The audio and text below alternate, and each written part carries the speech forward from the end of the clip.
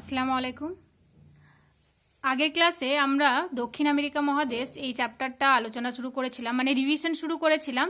তো এখানে দুটো পার্ট আমাদের বাকি ছিল, সেটা হচ্ছে সেলভা চিরহরিৎ বৃক্ষের বনভূমি আর একটা হচ্ছে পম্পাস তৃণভূমি অঞ্চল। তো এই দুটো পার্ট বাকি ছিল, ওটা আমরা আজকে আলোচনা করব। তারপর আমি পুরোটাই মানে দক্ষিণ আমেরিকা চ্যাপ্টার থেকে কি রকম ধরনের কোশ্চেন হবে সেগুলো নিয়ে একটু আলোচনা করব, ঠিক আছে?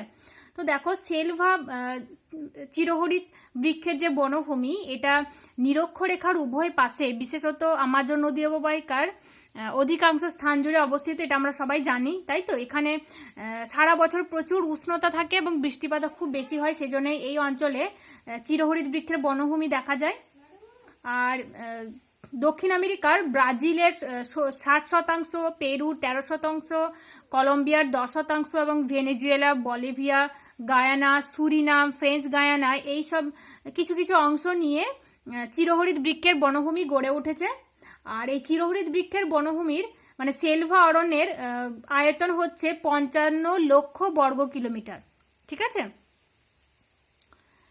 এই অঞ্চলে পৃথিবীর মোট জীবন্ত প্রজাতির মধ্যে 10% এখানে বসবাস করে।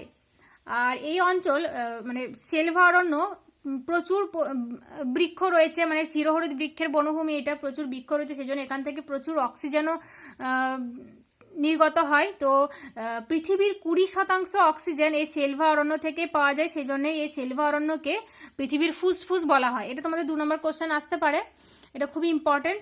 তারপর দেখো, প্রায় 2.5 লক্ষ প্রজাতির পতঙ্গ এবং 4 লক্ষ উদ্ভিদ এই জঙ্গলেই দেখতে পাওয়া যায়। আর এই অঞ্চলের বার্ষিক উষ্ণতা আমি বললাম 25°C থেকে 27°C, এবং গড় বৃষ্টিপাতের পরিমাণও খুব বেশি, কোনো কোনো স্থানে 1000 সেন্টিমিটারেরও বেশি বৃষ্টিপাত হয়। আর এই জন্যেই এখানে ঘন চিরহরিৎ গাছের বনভূমির সৃষ্টি হয়েছে, ঠিক আছে? তো এই সেলভা অরণ্যকে ক্রান্তীয় বৃষ্টি অরণ্য বলা হয়। আমাজন নদী অববাহিকা জুড়ে এই অরণ্য পৃথিবীর বৃহত্তম এবং পৃথিবীর নিবিড়তম ক্রান্তীয় বৃষ্টি অরণ্য। এটা ভারতীয় উপমহাদেশের দ্বিগুণেরও থেকে বেশি। ভারতীয় উপমহাদেশ কোনটা? ভারতীয় উপমহাদেশ হচ্ছে ভারত এবং তার আশেপাশে যে তার প্রতিবেশী দেশগুলো নিয়ে গঠিত যে অঞ্চল, সেটাকে বলা হয় ভারতীয় উপমহাদেশ। তো সেই ভারতীয় উপমহাদেশের দ্বিগুণের থেকেও বেশি এই অঞ্চলটা, মানে সেলভা চিরহরিৎ অরণ্য। এখানকার গাছগুলোর পাতা খুবই বড় হয় এবং শক্ত হয়, আর গাছগুলো খুবই ঘূর্ণিবিষ্টভাবে অবস্থান করে, খুবই ঘিঞ্জি। তো সেই জন্যই কি হয়, এই অরণ্যের তলদেশে আলো পৌঁছতে পারে না এবং গাছের ওপরের যে অংশটা একটা কেনাপি বা চাদোয়ার মতো সৃষ্টি হয়। আর এই অরণ্যের বৃক্ষ জাতীয় উদ্ভিদ তো জন্মায় অনেক বড় বড়, তার সঙ্গে সঙ্গে লতানো পরজীবী গাছও প্রচুর পরিমাণে জন্মায়। আর এই অরণ্যের তলদেশে মানে মাটিতে সূর্যের আলো পৌঁছতে পারে না, সেই জন্য তলদেশটা অনেক স্যাঁতসেঁতে প্রকৃতির হয় আর খুবই দুর্গম এবং অপ্রবেশ্য হয়, মানে মানুষজন প্রবেশ করতে পারে না, এরকম সূর্যের আলো প্রবেশ করতে পারে না। তো সেই জন্য এই অঞ্চলের তলদেশে ফার্ন, ছত্রাক, শৈবাল, বিভিন্ন ধরনের আগাছা জন্মায়। আর এই অঞ্চলটি বিষাক্ত অ্যানাকন্ডা সাপ, ট্যারান্টুলা, মাকড়সা, মাছি, মাংসাশী পিঁপড়ে, তারপর জোঁক, রক্তচোষা বাদুড়, এই বিভিন্ন প্রজাতির জীবজন্তু এই বনভূমিতে দেখতে পাওয়া যায়। এছাড়াও এই অঞ্চলে নদীতে মাংসাশী মাছ, পিরানহা মাছ, কুমির এসব দেখতে পাওয়া যায়, মানে বিচিত্র সব প্রাণী, বিচিত্র সব উদ্ভিদের বসবাস হচ্ছে এই সেলভা অরণ্য, ঠিক আছে? তো এটাই হচ্ছে সেলভা অরণ্য। সেলভা অরণ্যটা ভালো করে তোমরা পড়বে। তারপর দেখো, আমরা এবার বলবো পম্পাস অঞ্চলটা, পম্পাস তৃণভূমি অঞ্চল। পম্পাস অঞ্চলটা তোমরা জানো যে দক্ষিণ আমেরিকার যে দক্ষিণ দিকের যে নদী লা প্লাটা নদী, সেই লা প্লাটা নদী অববাহিকায় যে তৃণভূমি সৃষ্টি হয়েছে সেটাকে পম্পাস তৃণভূমি বলা হয়। এই পম্পাস শব্দটি একটা স্পেনীয় শব্দ, যার অর্থ হচ্ছে বিস্তীর্ণ সমতল ক্ষেত্র। তো দেখো, আর্জেন্টিনা উরুগুয়ের প্রায় সমগ্র অংশ নিয়ে এই তৃণভূমি অঞ্চল গঠিত। আর এই তৃণভূমির উত্তরে গ্রান চাকা সমভূমি রয়েছে, ব্রাজিল উচ্চভূমি রয়েছে, পূর্বে রয়েছে আটলান্টিক মহাসাগর, দক্ষিণে প্যাটাগোনিয়া মরুভূমি এবং পশ্চিমে রয়েছে আন্দিজ পর্বত, ঠিক আছে? আন্দিজ পর্বতের পাদদেশ অঞ্চল রয়েছে। এই অঞ্চলের ভূপ্রকৃতি কীরকম দেখো, পম্পাস তৃণভূমি অঞ্চলে নদীবাহিত পলি এবং বায়ুবাহিত লোয়েস মৃত্তিকা দিয়ে এই অঞ্চলটা গঠিত হয়েছে। তো এই অঞ্চলটা পুরোটাই সমভূমি অঞ্চল। তো সমভূমি হলেও কোথাও কোথাও আবার ছোট ছোট পাহাড় বা টিলাও দেখতে পাওয়া যায়। তো সমগ্র পম্পাস অঞ্চলটা পশ্চিমে আন্দিজ পর্বত থেকে, মানে পশ্চিমে আন্দিজ পর্বতের পাদদেশ থেকে পূর্বে আটলান্টিক মহাসাগরের দিকে ঢালু, মানে পূর্ব থেকে পশ্চিম দিকে ঢালু হয়ে হয়ে গেছে। তো পারানা ও প্যারাগুয়ে হচ্ছে এই অঞ্চলের প্রধান নদী, মানে পম্পাস অঞ্চলের প্রধান নদী, প্রধান দুটি নদী। তো এই দুটি নদীর আর্জেন্টিনার যে রাজধানী বুয়েনস এয়ার্স শহরের কাছে উরুগুয়ের সাথে এই দুটি নদী মিলিত হয়েছে এবং লা প্লাটা নামে সেটি আটলান্টিক মহাসাগরে পড়েছে। ঠিক আছে, তো এই এই পম্পাস অঞ্চলের জলবায়ু এবং স্বাভাবিক উদ্ভিদ সম্পর্কে একটু আমরা বলবো। দেখো, এই অঞ্চলের জলবায়ুটা খুবই আরামদায়ক, যেহেতু সমুদ্রের কাছাকাছি অবস্থিত সেজন্য খুব আরামদায়ক। তো গ্রীষ্মকালে তাপমাত্রা থাকে, মানে গ্রীষ্মকাল ও শীতকালের তাপমাত্রা খুবই বেশি পার্থক্য হয় না। গ্রীষ্মকালে গড় তাপমাত্রা থাকে 20 ডিগ্রি থেকে 24 ডিগ্রি সেলসিয়াস, আর শীতকালে থাকে 8 ডিগ্রি থেকে 10 ডিগ্রি সেলসিয়াস। বার্ষিক বৃষ্টিপাতের পরিমাণ বেশ কম, গড়ে তাও 50 সেন্টিমিটার থেকে 100 সেন্টিমিটারের মতো বৃষ্টিপাত হয়। আর পশ্চিম দিকের তুলনায় পূর্ব দিকে একটু বেশি বৃষ্টিপাত হয়। তো বৃষ্টিপাত যেহেতু কম পরিমাণে হয় সেজন্য এখানে তৃণভূমির সৃষ্টি হয়েছে, তবে পূর্ব দিকে বৃষ্টিপাত একটু বেশি হয়। তো সেজন্যেই তৃণভূমির মাঝে মাঝে কোথাও কোথাও পপলার, ইউক্যালিপটাস এসব গাছ দেখা যায়। তবে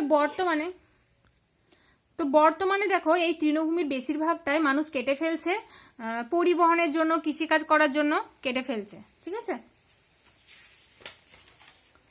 আর এই অঞ্চলটা মানে পম্পাস তৃণভূমি অঞ্চলটা বেশ কৃষিকাজেও বেশ উন্নত, যেহেতু এটা নদী গঠিত, মানে নদী অববাহিকা, নদীর পলি দ্বারা গঠিত ভূমিটা, তো সেই জন্যেই কৃষিকাজের পক্ষে খুবই অনুকূল। আর এই অঞ্চলের প্রধান কৃষিজ ফসল হচ্ছে গম। আর্জেন্টিনায় এত বেশি পরিমাণে গম উৎপন্ন হয় যে এই অঞ্চলটি পৃথিবীর শ্রেষ্ঠ গম রপ্তানিকারক দেশে পরিণত হয়েছে, মানে আর্জেন্টিনা দেশটি পৃথিবীর শ্রেষ্ঠ গম রপ্তানিকারক দেশে পরিণত হয়েছে। তো গম ছাড়াও এখানে ভুট্টা, বার্লি, আখ, তুলো, নানা রকমের ফল, শাকসবজি এসবও প্রচুর পরিমাণে চাষ হয়।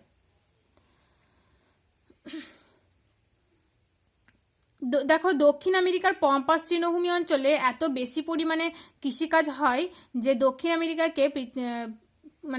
আমেরিকার এই পম্পাস তৃণভূমি অঞ্চলকে দক্ষিণ আমেরিকার শস্য ভাণ্ডার বলা হয়। ঠিক আছে, তো এটাও তোমরা মনে রাখবে যে পম্পাস তৃণভূমি অঞ্চলকে দক্ষিণ আমেরিকার শস্য ভাণ্ডার বলা হয়। আর এখানে পশুপালনও খুব বেশি হয়, পশুচারণ ভূমিকে এখানে এস্টেনসিয়া বলা হয়। দেখো, যেহেতু প্রচুর পরিমাণে তৃণভূমির সৃষ্টি হয়েছে সেজন্য এই অঞ্চলে পশুপালন করা হয়, গবাদি পশু চাষ করা হয়, বিভিন্ন প্রজাতির ভেড়া, তারপরে গরু এসব পালন করা হয়।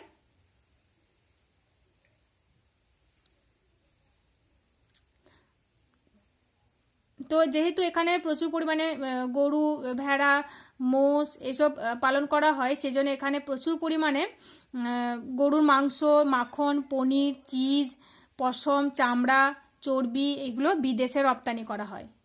আর মাংস রপ্তানিতে এই অঞ্চল, পম্পাস তৃণভূমি অঞ্চল পৃথিবীতে প্রথম স্থান অধিকার করে, মানে পম্পাস তৃণভূমি অঞ্চলের যে আর্জেন্টিনা পৃথিবীতে প্রথম স্থান অধিকার করে।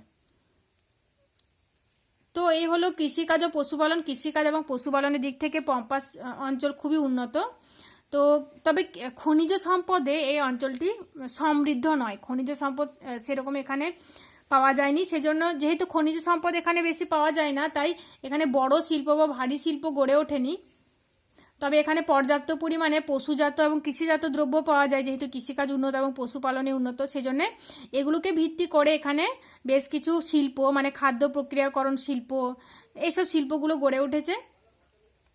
পশুজাত যে কাঁচামাল পাওয়া যায় সেগুলোকে ভিত্তি করে, যেমন দেখো গুঁড়ো দুধ, পনির, মাখন, ঘি, চিজ এসব উৎপন্ন করা হয় এবং মাংস প্রক্রিয়াকরণ শিল্প গড়ে উঠেছে। আর কৃষিজাত কাঁচামালকে কেন্দ্র করে ময়দা, চিনি, বেকারি এসব শিল্প গড়ে উঠেছে। ঠিক আছে, তো দেখো এই হলো পম্পাস অঞ্চল আর সেলভা তৃণভূমি অঞ্চল, সেলভা চিরহরিৎ বৃক্ষের বনভূমি, এই দুটো আমি বললাম। এবার দেখো আমরা দক্ষিণ আমেরিকা থেকে কীরকম কোশ্চেন হবে সেগুলো একটু নিয়ে আলোচনা করব, ঠিক আছে। দেখো দক্ষিণ আমেরিকা থেকে 5 নম্বরের এই দুটো কোশ্চেন তোমরা ভালো করে করবে। ভূপ্রাকৃতিক বৈচিত্র্য অনুসারে দক্ষিণ আমেরিকা মহাদেশের শ্রেণীবিভাগ করো।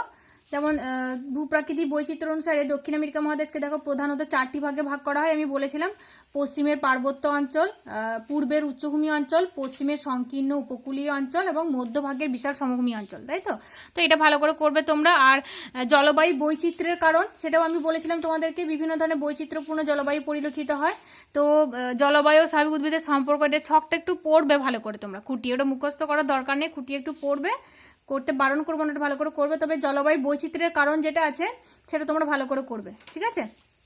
তো 5 নম্বরের এই দুটোই করো। এবার দেখো 3 নম্বর এখান থেকে করবে, যেগুলো আমি তোমাদের লিখিয়ে দিয়েছি দক্ষিণ আমেরিকা মহাদেশ থেকে, তো সেগুলোই 3 নম্বরের করো। আর এখান থেকে দেখো আরও কিছু কিছু কোশ্চেন হবে। দেখো 2 নম্বরে এরকম কোশ্চেন আসতে পারে যে লাতিন আমেরিকা সম্পর্কে কি জানো, লাতিন আমেরিকা, এটা করবে। তারপরে ছোট ছোট বক্স করে তোমাদের দেখো পুরো টেক্সট বই দেওয়া আছে, পুরো টেক্সট বইটা ভালো করে খুঁটিয়ে করবে।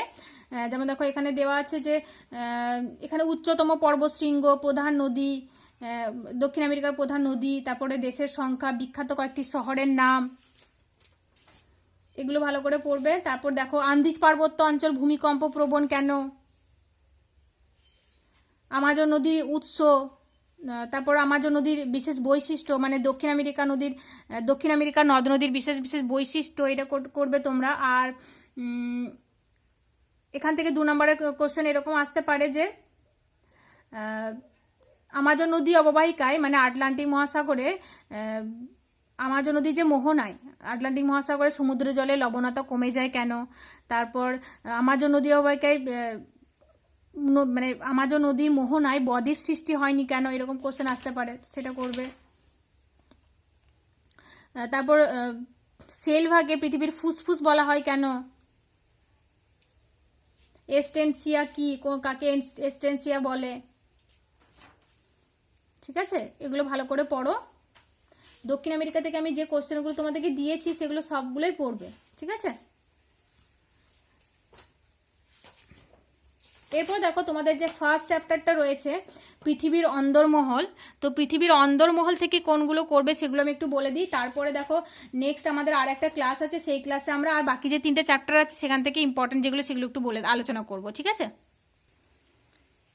দেখো পৃথিবীর অন্দরমহল এই যে চ্যাপ্টারটা, এই চ্যাপ্টার থেকে তোমরা একটাই বড় কোশ্চেন, 5 নম্বরের কোশ্চেন একটাই করবে ভালো করে, সেটা হচ্ছে ভূ অভ্যন্তর ভাগের শ্রেণীবিভাগ। দেখো ভূ অভ্যন্তরকে 3 ভাগে ভাগ করা হয়, তাই তো, ভূত্বক, গুরুমণ্ডল আর কেন্দ্রমণ্ডল। তো ভূত্বকের 2টি ভাগ, সিয়াল ও সীমা, গুরুমণ্ডলের 2টি ভাগ, ক্রফের সীমা এবং নিফের সীমা, আর কেন্দ্রমণ্ডলের 2টি ভাগ, বহিকেন্দ্রমণ্ডল এবং অন্তঃকেন্দ্রমণ্ডল। তো এই যে কোশ্চেনের অ্যান্সারটা আমি তোমাদেরকে খুব ভালো করে লিখিয়ে দিয়েছিলাম, সবার কাছে আছে নিশ্চয়ই। তো এটা তোমরা ভালো করে পড়বে, 5 নম্বরের এই একটা কোশ্চেনই তোমরা ভালো করে পড়ো। তারপর আমি তোমাদেরকে, মানে আর বাকি করার দরকার নেই, 3 নম্বরে যে কোশ্চেন আমি তোমাদেরকে দিয়েছি এই চ্যাপ্টার থেকে সেগুলো সবগুলো তোমরা ভালো করে করবে, ঠিক আছে।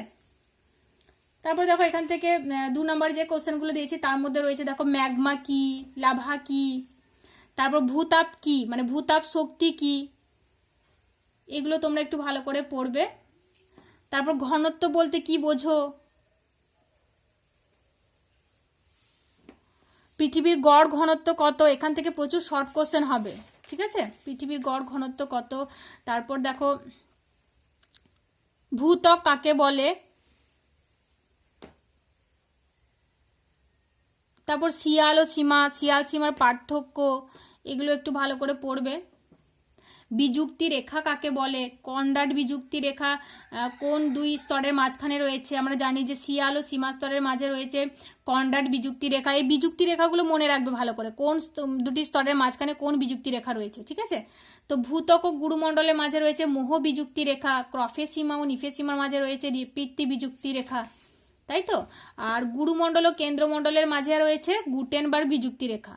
আর কেন্দ্রমণ্ডলের ভিতরে যে 2টি স্তর, অন্তঃকেন্দ্রমণ্ডল ও বহিকেন্দ্রমণ্ডল, তার মাঝখানে রয়েছে লেহম্যান বিযুক্তি রেখা। তো এই বিযুক্তি রেখাগুলো ভালো করে পড়বে, ঠিক আছে।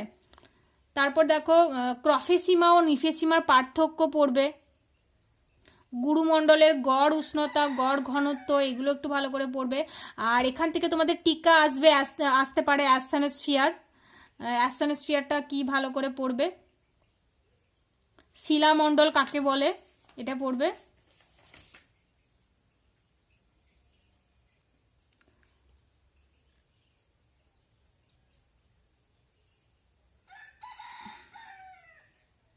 তারপর দেখো কেন্দ্রমণ্ডলের যে দুটি স্তর, এটা দেখো কেন্দ্রমণ্ডলের দুটি স্তর, বহিঃকেন্দ্রমণ্ডল এবং অন্তঃকেন্দ্রমণ্ডল, এটা করবে। কেন্দ্রমণ্ডলের গড় তাপমাত্রা কত, 5000 ডিগ্রি সেলসিয়াস। তারপর কেন্দ্রমণ্ডলকে নিফে বলা হয় কেন, তো দেখো কেন্দ্রমণ্ডল যেহেতু লোহা ও নিকেল নিয়ে গঠিত, সেই জন্য কেন্দ্রমণ্ডলকে নিফে বলা হয়। তারপর দেখো দেখো তোমরা যে কোন স্তরে পৃথিবীর চৌম্বকত্ব সৃষ্টি হয়েছে, তো এটা আমরা জানি যে বহিঃকেন্দ্রমণ্ডল থেকেই পৃথিবীর চৌম্বকত্ব সৃষ্টি হয়েছে, তাই তো।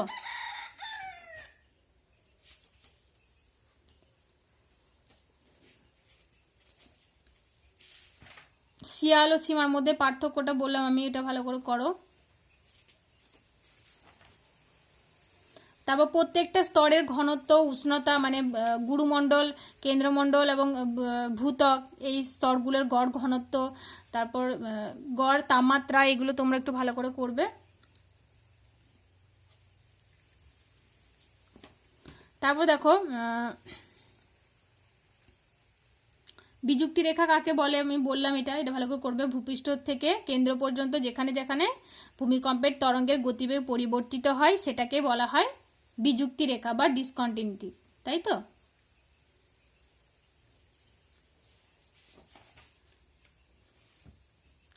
তারপর দেখো ম্যাগমা কি। ম্যাগমা হচ্ছে ভূগর্ভের যে পদার্থগুলো, লোহা নিকেল, সেগুলো গলিত অবস্থায় যেগুলো রয়েছে সেটা হচ্ছে ম্যাগমা। আর সেই ম্যাগমা যখন ভূপৃষ্ঠে প্রবাহিত হচ্ছে তখন সেটাকে বলা হচ্ছে লাভা, তাই তো। ঘনত্ব কি, পদার্থের ঘনত্ব কি, দেখো ঘনত্ব হচ্ছে একক আয়তনের পদার্থে যেটুকু ভর আছে সেই পরিমাপকে বলা হয় পদার্থের ঘনত্ব, তাই তো। তারপর দেখো এখানে রয়েছে ভূমিকম্পের তরঙ্গ। ভূমিকম্পের তরঙ্গকে 3 ভাগে ভাগ করা হয়, পি তরঙ্গ, এস তরঙ্গ, তারপর আর একটা হচ্ছে আর একটা কি বলতো পৃষ্ঠ তরঙ্গ। পৃষ্ঠ তরঙ্গকে আবার 2 ভাগে ভাগ করা হয়, লাভ তরঙ্গ এবং র্যালে তরঙ্গ। তারপর এখানে দেখো আর একটা জিনিস ভালো করে পড়বে তোমরা টেক্সট বইটা থেকে, যে ভূমিকম্পের তরঙ্গের গতিবিধি দ্বারা কিভাবে এই ভূ অভ্যন্তরভাগকে ভাগ করা হচ্ছে, মানে ভূত্বক, গুরুমণ্ডল এবং কেন্দ্রমণ্ডলকে ভাগ করা হয় ভূমিকম্পের তরঙ্গের গতিবিধি লক্ষ্য করে, তাই না।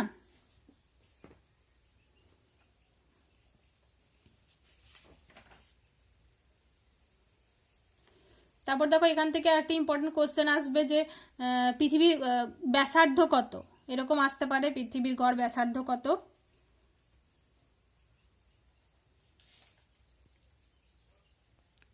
তারপর দেখো এই চ্যাপ্টারের আর একটা ইম্পর্টেন্ট কোশ্চেন, এটাও আসতে পারে, এটাও ইম্পর্টেন্ট, যে পৃথিবীর কেন্দ্রের কাছে থাকা পদার্থগুলোর ঘনত্ব বেশি হয় কেন।